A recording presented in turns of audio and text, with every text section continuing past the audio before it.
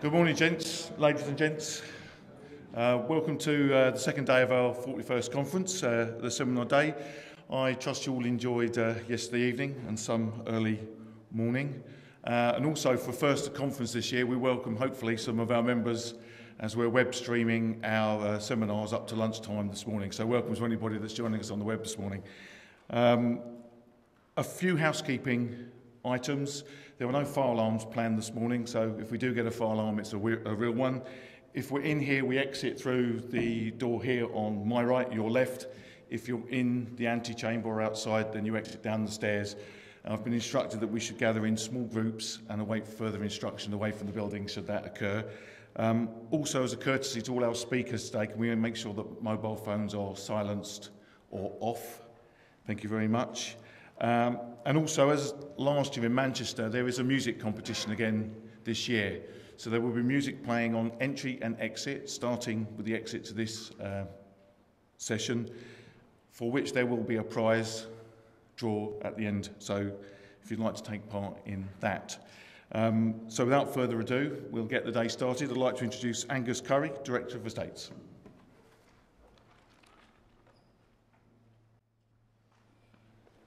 Thank you, Darren, and welcome everybody. Good morning. On behalf of the university, I'm delighted to welcome all of you to the 41st conference of the association. The university is delighted to act as host and very pleased to see you here at Pollock Halls. I note that the theme of your conference is engineering the old and the new. And I think the site that we've got here at Pollock, that gives one example of, I think, the type of challenges that many of us are facing in our campuses and in our institutions. So if I just give you a bit of a brief history of the Pollock Hall site, the first house was constructed here in 1770, and it was the Salisbury Green Mansion, and it was built for one of, is there any other type, a wealthy Edinburgh merchant. At that time, in the late 1700s, it was a remote, out-of-town, idyllic location. Salisbury Green Mansion is now our on-site hotel, so I don't know if any of you are actually staying in it. About 100 years later, so it was the late 1800s before there was another development, so things moved at the usual university glacial pace even then, before it was a university. So the St Leonard's mansion was constructed. St Leonard's is a stone building as you come into the site up at the reception centre. The first institutional use of this site wasn't until the First World War, when it was put into use, when St Leonard's was put into use as a hospital facility. And then, interestingly, after the war, it became a girls' school, and it was the infamous, or well, to be infamous, St Trinians. So it became the inspiration for the cartoon and the film series that ran for quite a number of years on the St Trinians girls' school. The Pollock family, Pollock Halls, they acquired the site between the wars, and then it was Sir Donald Pollock who eventually donated the site to the university. And after the Second World War, the St Leonard's Mansion House and the Salisbury Green Mansion House became respectively the female and male halls of residence. So it's progressing fairly leisurely, as they say, towards institutional use. So it was the 1960s and 70s that you started to get the real injection. And again, we see this reflected across our campuses, a big clustering of development. Holland House on the sort of south of the site, that was the first of the purpose-built student accommodation. But you see that concentration, 1960s, 1970s, and then a more leisurely ongoing development of the site up until the late 90s and the early 2000s, when we put in some new accommodation. So I think, that gives a fairly typical, sort of spread that a lot of us, the challenges that a lot of us are faced with. I think the other important points that I would just want to flag is that in the 1960s and 70s, there was a fairly powerful lobby within the university that we had to have a good landscape master plan. And I think when you look around you at Pollock Halls, as you know, if you get an opportunity to walk around, you know, that landscape that was also introduced in the 1960s and 70s, you know, that has really created a sense of place, and that's really important to us in a lot of our campuses and precincts across the higher education estate, getting that mix of not just the buildings but between the buildings.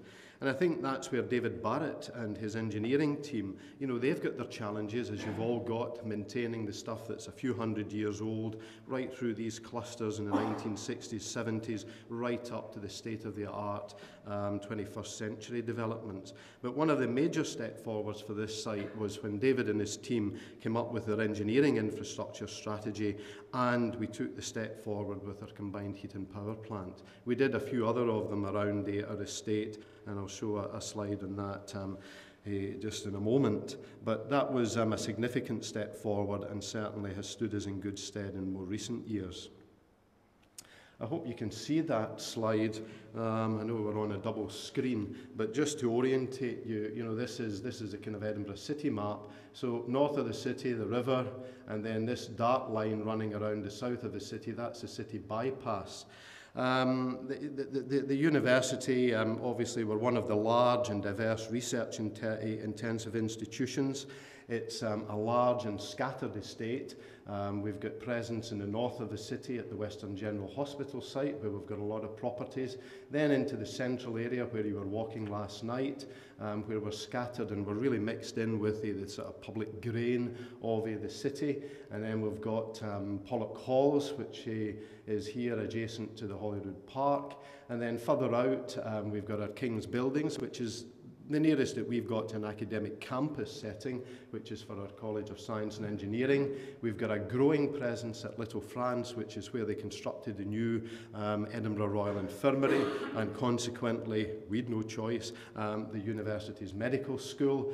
And then about 7 miles or so south of the city centre into Midlothian, we've got the Bush Estate and associated farmlands, and that's where we've got our veterinary school, a new veterinary school, and our animal health facilities, animal hospitals, and related research activities. So, you know, we're scattered right across the city. We've also got a concentration of playing fields at Peffermill, which is a couple of miles away from here.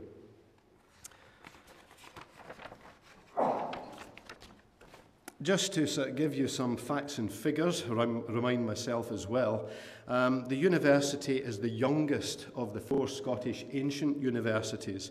So we were founded as the Town College in 1583. So for the first few hundred years of its existence, Edinburgh University, the senior academics, the principal, they accounted to the Lord Provost and the city councillors. So it wasn't until kind of later on in the 19th century with the university's legislation UK-wide that you started to get a change in governance. So we were council employees for the first few hundred years of our existence.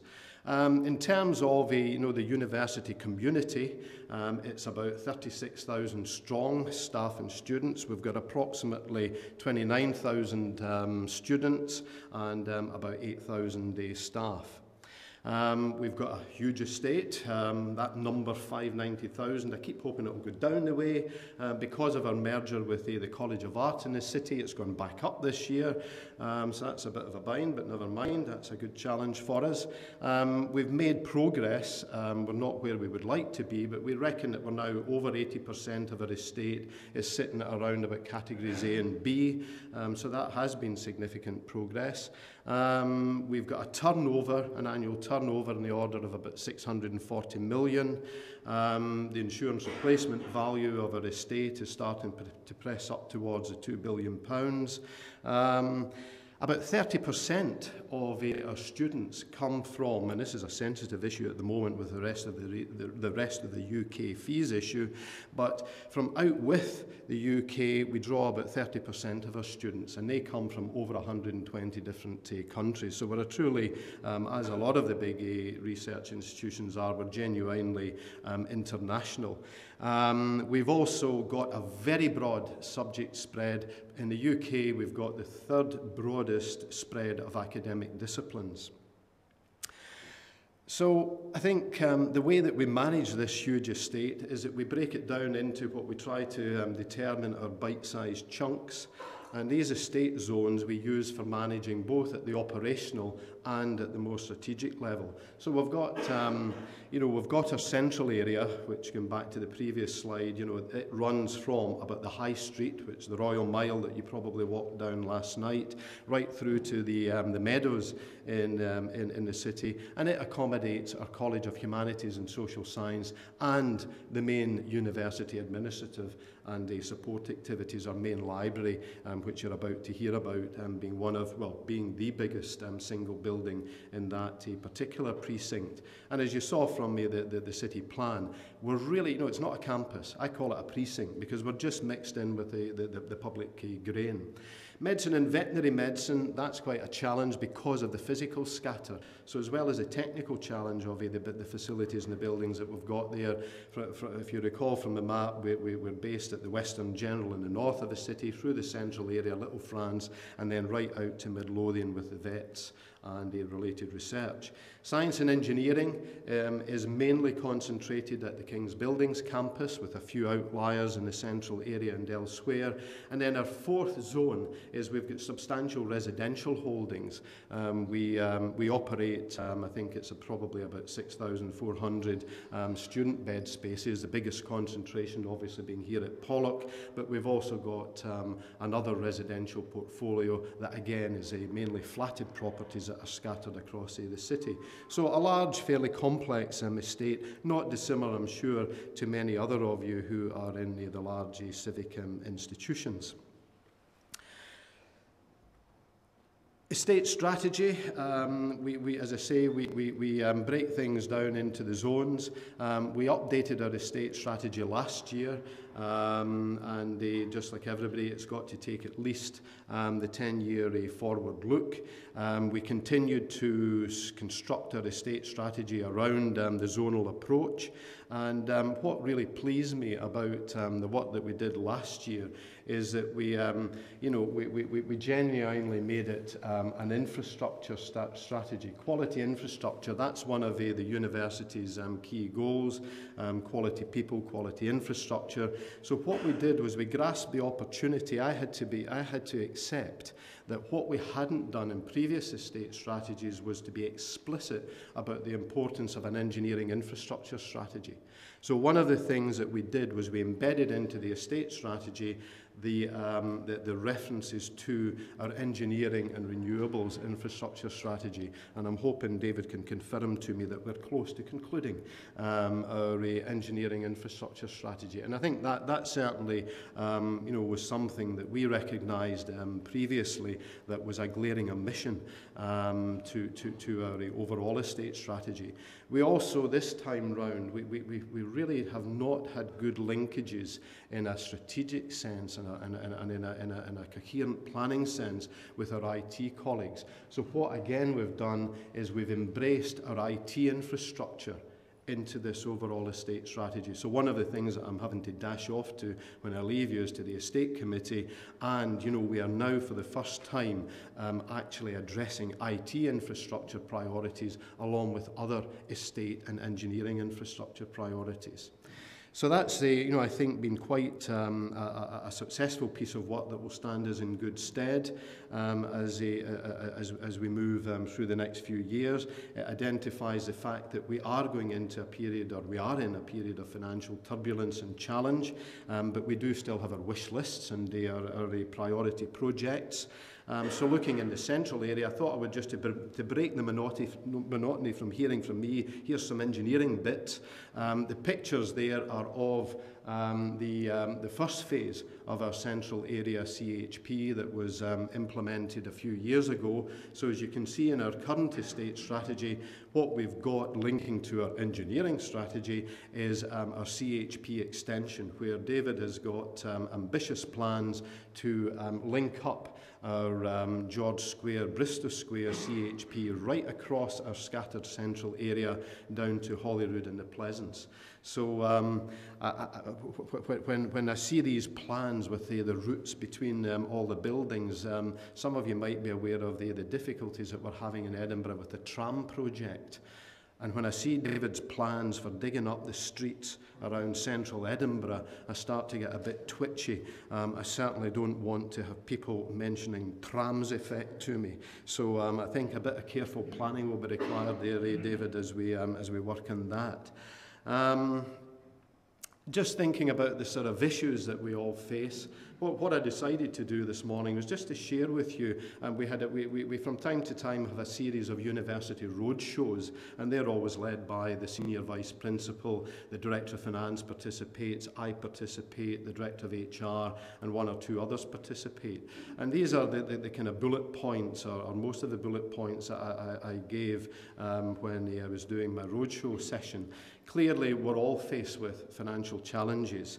I think it's not necessarily cuts per se, it's just the uncertainty of the environment that we're working in. And I think from an Edinburgh University perspective, what we're looking at in terms of our developments moving forward, clearly funding is going to be constrained. We hit what I think was probably record spend levels over the last couple of years. This year it's dropping back, and I'm anticipating that that will continue for a few years. So the programme is going to slow down. Our work programmes are going to slow down. Now that may not be the same for all of you. Some of you may actually be racking up in the back of the confidence that the potential fee income is giving the institutions. So in that uncertain, in that context of uncertainty, what we're doing with our estate plans is we're taking things forward much more incrementally. In effect, what we're doing is we're following the RIBA plan of work stages, and rather than having fairly lengthy gaps between various approvals, we're looking at all of our projects as we go through each of the stages of that RIBA plan of work. And the idea of that is that we're always alert to opportunity, because particularly the large research institutions, you'll be well aware, things just pop up out of nowhere. So we've got to keep things oven ready, on the shelf, and we've got to be prepared to be flexible and adapt. And I think that's one of the key messages that certainly has been coming across to me, is that we've got to be flexible and adaptive. Maintenance imperatives, as I said earlier, we have made significant progress here in Edinburgh, maybe not as far as David and the colleagues and I would like, but we have got up to about this 80% of our estate now, what we think is in good condition, and hopefully continuing in an upward progression for a year or so.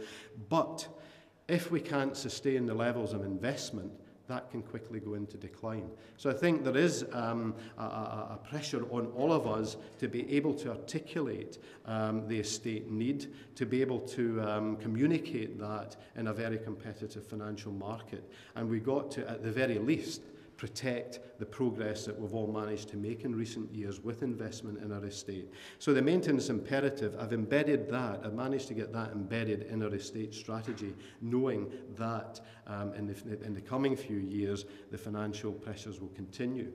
I think all of you in this room have got a major contribution that you can make in terms of the sustainability and the social responsibility agenda, guiding our institution's approach to the sustainable estate, the energy, the utilities, the carbon agendas.